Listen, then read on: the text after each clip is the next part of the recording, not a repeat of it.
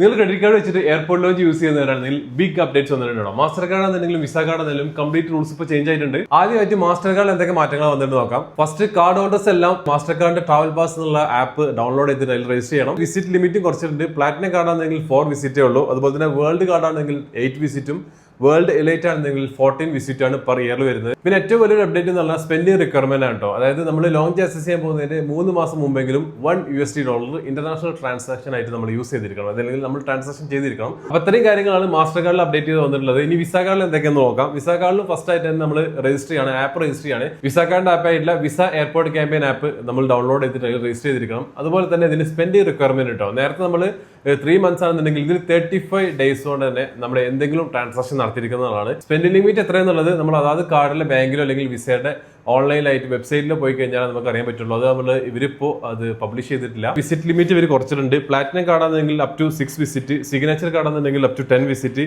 Infinity കാർഡാണെന്നുണ്ടെങ്കിൽ unlimited visit ആണ്. അത്രയാണ് വിസിറ്റ് ലിമിറ്റിൽ വന്നിട്ടുള്ളത്. അപ്പോൾ എയർപോർട്ട് ലോഞ്ചൊക്കെ ആക്സസ് ചെയ്യുന്നത് നമ്മൾ കാർഡിന് ഇത്രയും റിക്വയർമെന്റ്സ് ഒക്കെ മീറ്റ് ആയിട്ടോ എന്നുള്ളത് ശ്രദ്ധിക്കട്ടോ. ഇത് മറ്റുള്ളവരെ കൂടി ഷെയർ ചെയ്ത് കൊടുക്കുക. This is Phoebe, see you soon, by.